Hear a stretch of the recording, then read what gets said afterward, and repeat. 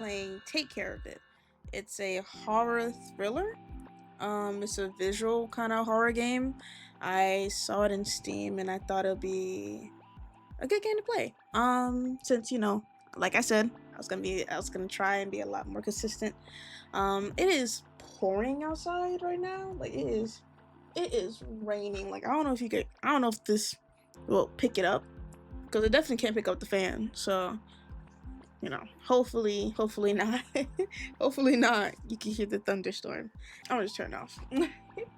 I would just turn off. I need to start looking over here. I need to look over here. I'm looking at you guys. I'm talking to you guys. I'm talking to you guys. I'm talking to you guys. Hi. Alright, so we're gonna click new game. Because obviously we never played this game before. You lean against your car and then in the now mostly empty college parking lot. The morning sun had been able to heat the metal to a point to where you could feel the warmth against your back through the denim jacket. You jingle your keys idly to fill the silence. Okay. You glance down at your watch again. 15 minutes. Figures. Your eyes shift across the lot. Still no Austin. He didn't get into something again, did he? You breathe out slow and close your eyes, letting the tension roll off your shoulders. The breeze carries the smell of asplat? Guys, I can read, I swear. And cut grass. For an extended moment, you stand there, absorbing the outside. Suddenly, a few light taps land on your forehead. Irv to Riley. Anyone home? You blink, startled. Then you grin. You blink, startled. Austin is standing there, one hand hovering in front of his face and the other shoved deep in his jacket pocket. You trying to knock me out or something? Just checking if your brain's still running. You looked miles away. You shake your head with a laugh. Nah, thought maybe I need to run back to campus and bail you out or something again. What? No way. He pat you on the shoulder roughly. Man, you think I'd make trouble on the day before spring break? Please, I'm involved. He pulls a crumpled sheet from his jacket pocket and unfolds it, revealing a scantron with lightly a scantron with lightly filled bubbles. Ran into the professor, Hewitt, in the hallway on my way out. She goes, Austin, I was surprised to see you score that low. I told her, there's no way I tanked that exam. I knew I nailed it. Guess that's what I get for using the wrong damn pencil. He weighs the paper with a crooked grin. We scanned it and boom, back to A. Crisis averted. He stuffs it back into his pocket. Anyways, we gotta make up for lost time. Scrapyard closes at dusk and we're burning daylight here. You push off the car and you push off the car You push off the car, your earlier tension fading. Yeah, let's hit the road. See? He's fine. Things aren't like they were back then. You unlock your car and the two of you hop in. This is cute so far, even though I'm struggling to read. Ugh, not this again. You turn the key in the ignition a few more times and your car continues to make the pathetic noise. No luck, huh? Give me a minute, I can fix this. You exit the car and lift up the hood. It's your dad's 69 Mustang. It certainly has seen better days, but it still works. Mostly. You ball your hand in a fist and give the starter motor a few solid hits. Oh, he did it. Could you see if that did it? Austin turns the keys. The pathetic noise continues. You need something sturdier. A wrench would be ideal, but something with a sturdy handle will do. I've only got so much to give in a day. If I keep poking aimlessly, I'll wear myself out. Better stay focused. Alright! Something nice. Oh, believe it or not, I really like these games. I really love these type of games where you're playing a pixel game, right? And you get this cute little character and it looks so I like it. I'm a grown ass man, dog. I like it. I mean, I already told you I'm a huge Undertale fan, but like not even Undertale gives me this not only Undertale gives me this type of design, this type of character design, sharp, focused. Oh, I don't want to be distracted. Oh, but it's free. I heard it was free roam too. It was like an open world thing, so I could explore a little bit. But why is he pacing in circles? Okay. I mean, that's a rock. Some small rocks. You don't need this right now. Okay. It's a tree. Okay, I thought they have a description for everything. A rubber ball. Pick it up? No. What the fuck? You notice something on the ground in a nice decorated left shirt. It has potential. It has a polished wooden handle. Upon further inspection, you realize it's rather ornamented. I can't read. Design knife. Someone must have dropped it. It's not really ideal, but maybe you can figure out a way to use it. You pick up the knife and put it in your jacket pocket. I should head back to my car. You should. You picked up flowers. You should. Puppy! A comb. You don't have any use for this right now. Okay, let me talk to this guy. Wait, back what I was saying. I just really, it's not the only game that has this kind of style and this kind of gameplay. I just love gameplays like this. Like, I love it so much. It's just, it makes me so happy. I love it. I love it. Okay, let's help this guy. And now, sweaty student. I love ring around. It helps me burn off extra energy. It feels so good to exercise, right? Man. Oh shoot. Man, all that for what? Ugh, my dog jumped into the lake. Come on, Cooper, get out of the water. Cooper? Okay, Cooper. A comb. Oh yeah, we already clicked on this. A bush? You dig through the grass. You found a perfect snail shell. It's uninhibited and pristine. Okay, I guess I'm keeping the nail shell. No. I guess I'll pick up the rubber ball. Cooper! No? Can I just give you the rubber ball?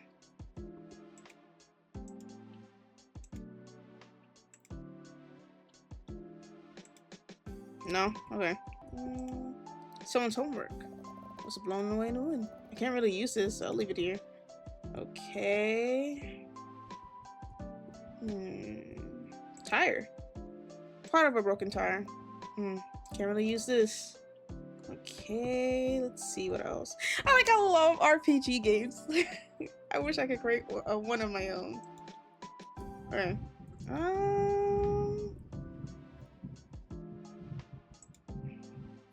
It's not thingy up here. Nothing, huh? Some more flowers.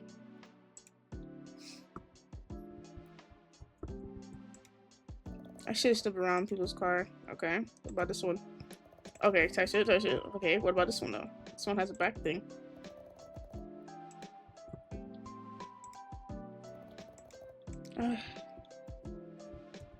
Can I touch the traffic cones now?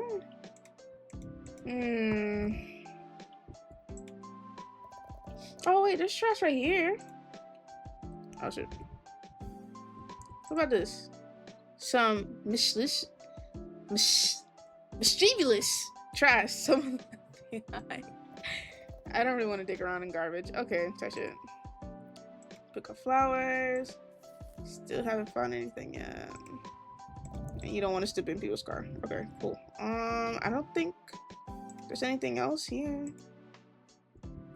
Well, you return back to your car with the knife and some flowers. Austin glances down at your hand, a smirk spreading across his face. You have fun picking up flowers? Hey, I wasn't just picking flowers. I also found this knife or some sort. I don't think it will do much for me right now. It looks really nice. Huh. Looks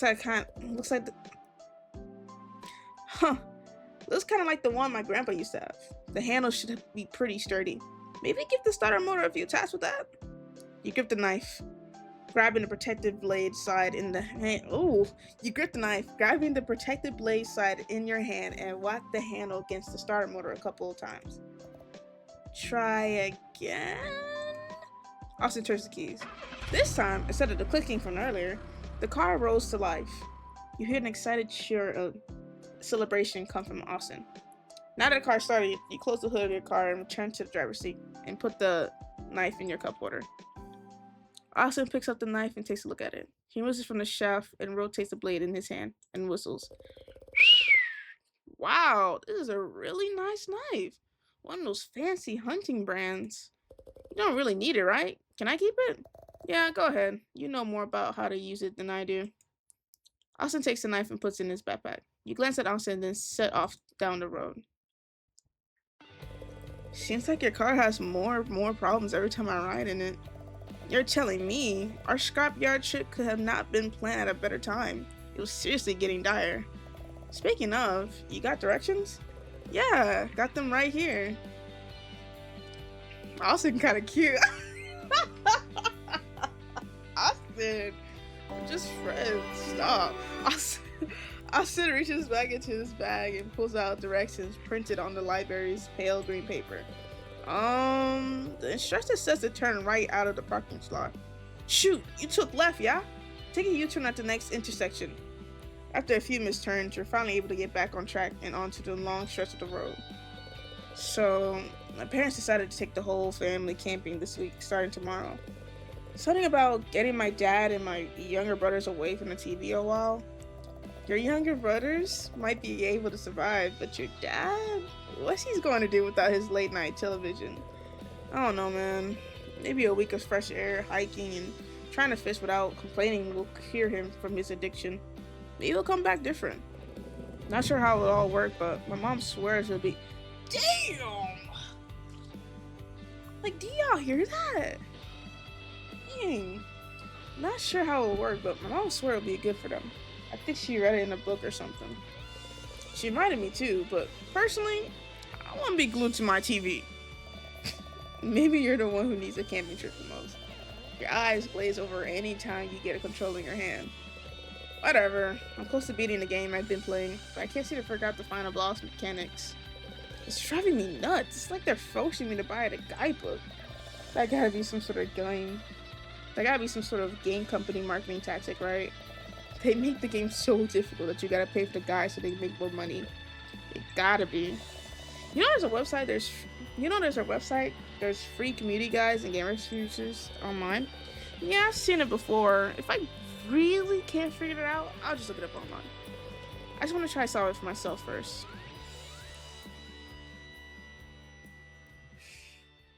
I'm sorry, y'all. My neck hurt.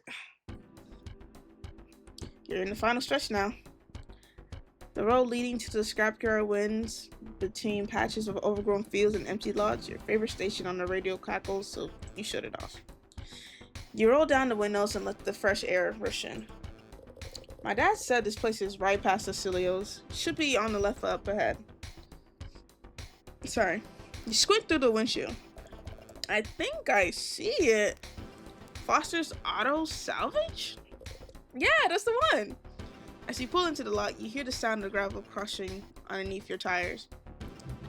Beyond the rusted chain fence are rows of stacked hoods and bent metal frames that glint in the sunlight. The air smells like old oil. Once parked, you pop the trunk and pull out your old toolbox. Austin shoulders his backpack, and two of you head to the entrance. At the gate, an older man in a grease-stained overall leans out of a little sack. You hand him a few crumpled bills for the entry fee. He weighs you both in. Oh, he weighs you both through. I'm sorry, like, I can't pronounce certain, like, I can see it in my head, but it can't come out. Like, I know the definition, I know the information about it. It's just pronouncing it. That's what happened to me. That's what happens. You know, I can't even say English isn't so good. English is perfect for me, actually. In school, I get good scores in English. And in literature. So it's kind of like, it's just me saying it. So I always need to, like, every time I write a story or something, I need someone else to read it. I can't read it because I know I'm gonna birch it up. And then people gonna look at me stupid and illiterate. But it's like, I swear to God, I'm smarter than you. I swear. When it comes to books, I swear I am. I swear I am smarter than you. I swear I tell you a definition in the most dumbest way possible. You know, it's just, I need to work on how to pronounce. I'm on my on my pronunciation. My pronunciation. I need to work on that. I keep looking down because like it's thundering and I don't know if y'all could catch that. Also, I need to take out my headphones for a second.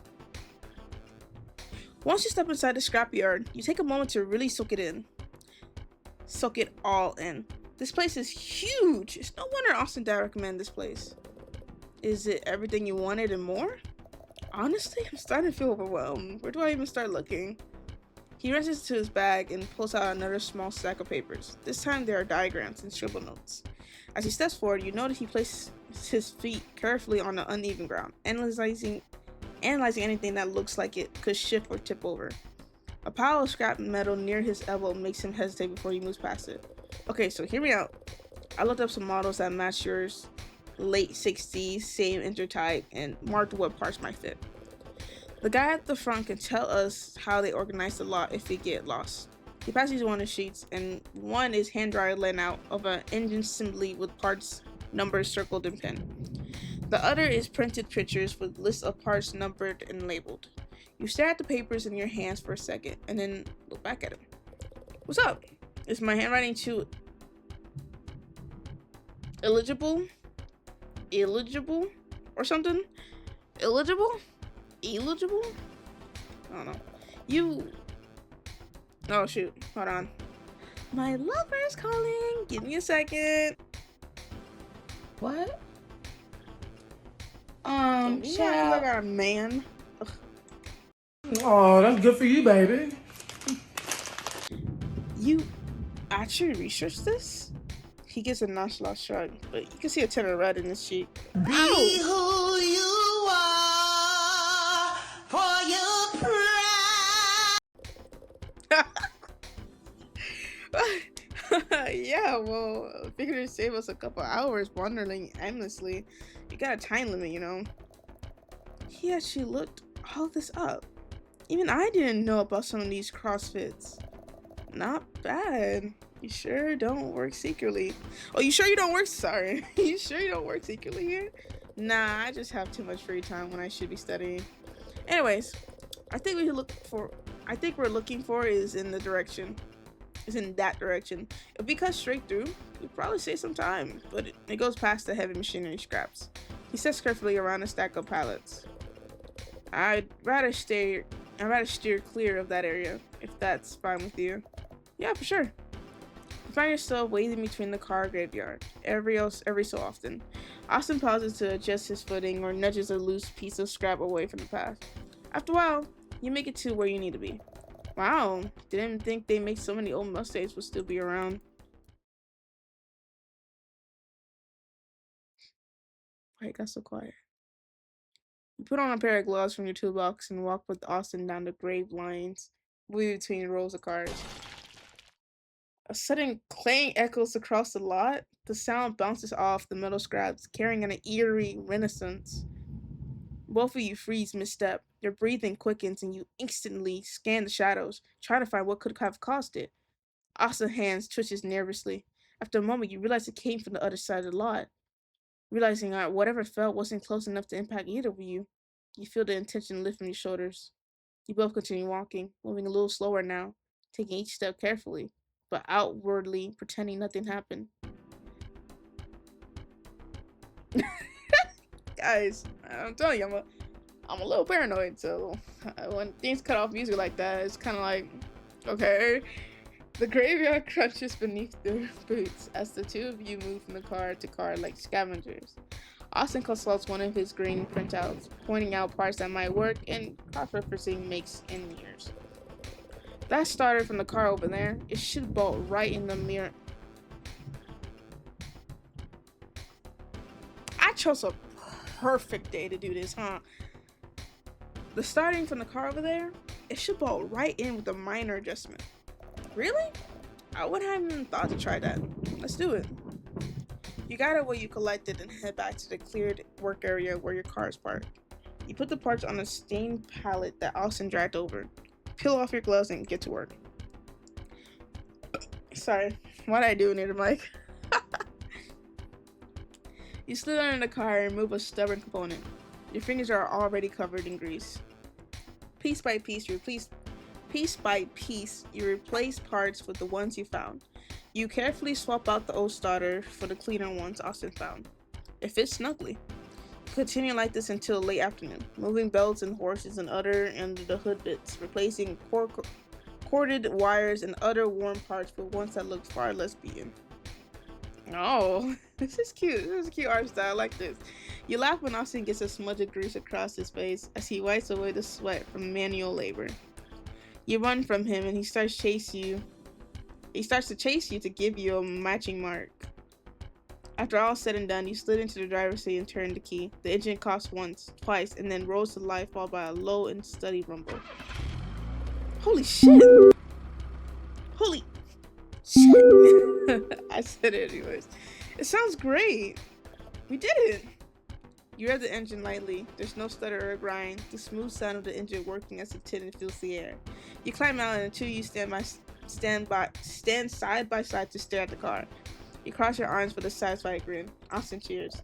Can't believe it. It actually feels alive again. Finally, I'm able to give Dad's car the respect it deserves. Wish I could have done this earlier. You close the hood and it clicks shut. The car seems to grow in the light. The car seems to glow in the last light of the afternoon. With that, the two of you hop back into the front seats. The engine purrs under your hand as you pull out the lot. Compared to the drive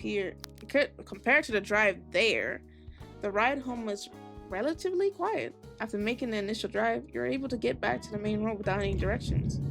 It's a comfortable silence. The slow sinking sun makes the shadows begin to stretch longer across the roads, bathing everything in orange.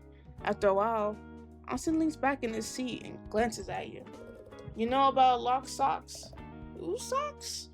What? No way you haven't heard of it. I'm joking, I've heard of it, but I took philosophy in my first semester. Remind me again how it goes?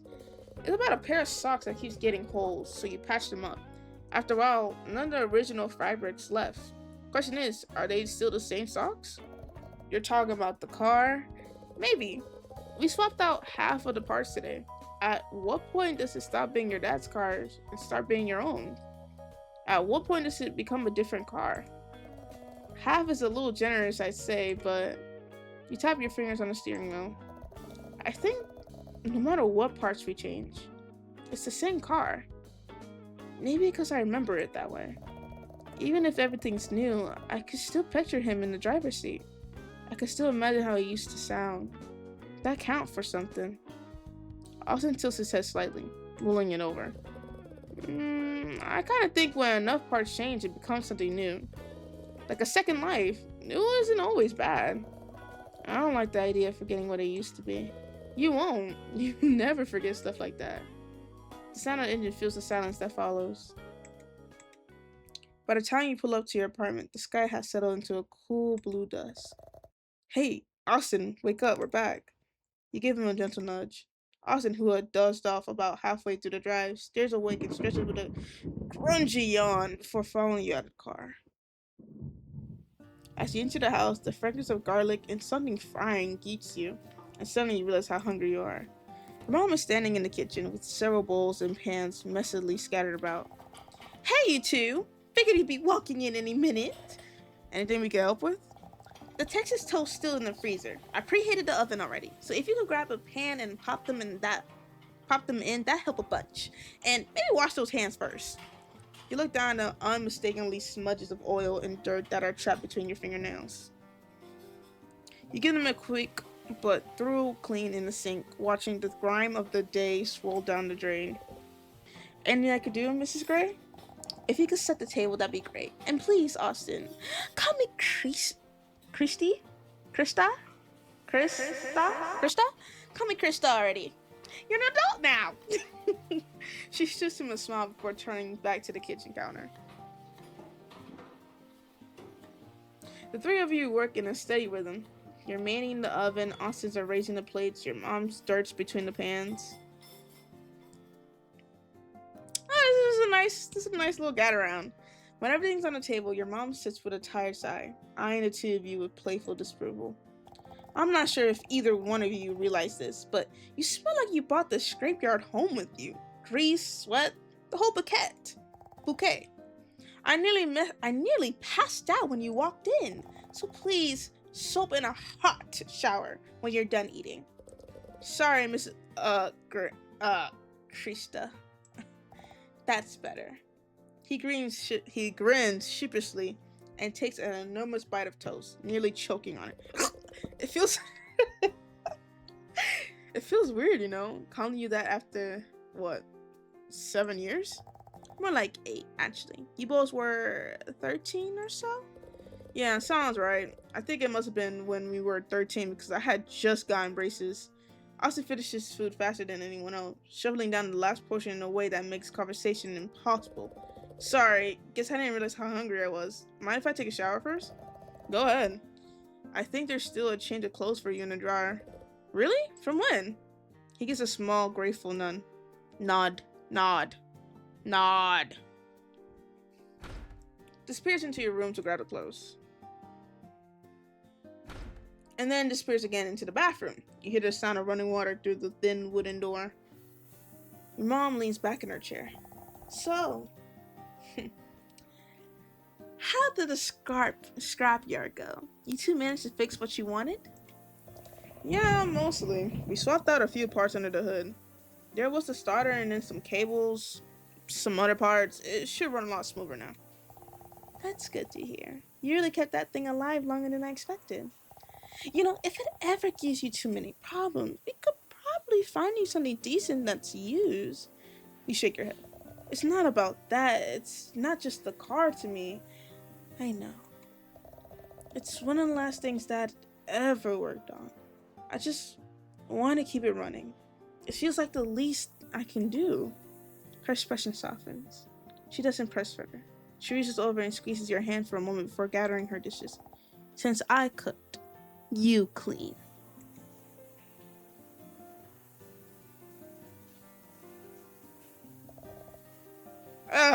No, right? What? Let me grab. Since I cooked, you clean. Like, what? Maybe maintenance will finally fix that dishwasher next week. Until then, elbow grease. Yes, Mom. Good.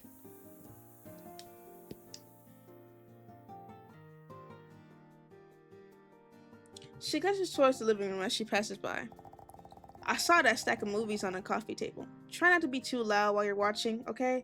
I'm gonna read it for a bit and before bed. Oh, and also, could you pick up my medication from the old pharmacy at some point this weekend? Yeah, I have. Oh shit. Yeah, I have the time. Night, Mom. Night, sweetheart.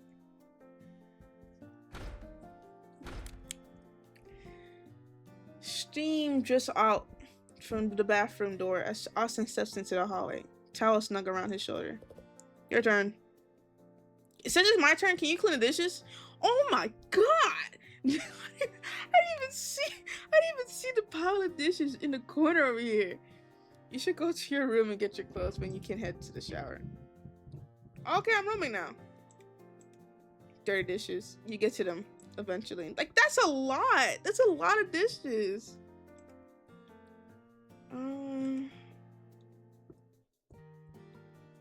Roomba. Oh no, that's not Roomba. That's just regular. Plant you got Mom from a while ago. The soil's looking a bit dry. Maybe Mom's been too busy to water it. You should take some time to water it sometime soon. Let's water it now. Sink. Okay, well, I can't water it apparently, so I'm sorry. What you're waiting on, Stinky? What you calling stink? You come into my home. You come into my home. Eat up all my food. Sat at the table with my mom. And then used up my clothes. Took a shower in my bathroom. And then you have the audacity to sit on my couch and then put your stinky toes on my coffee table? Who do you think you are? I'm gonna go bathe because I want to.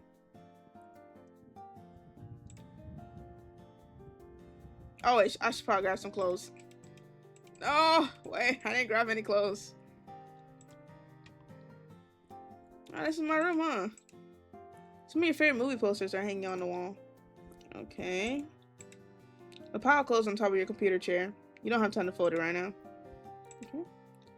Stack of schoolwork, practice exams. Alright. Your computer monitor. Cool, cool, cool. My light. No. You grab your clothes from your dresser. Time to head to the bathroom.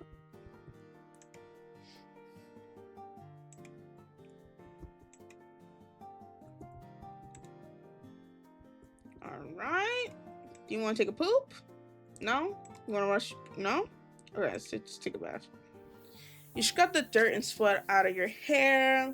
Let your mind wander as the warm water falls down like the rain on your skin and removes a layer of dust and oil, making you feel refreshed. After a long week of difficult midterms, for the first time in a while, things feel easy and carefree. Easy and carefree. Let's go ahead and save.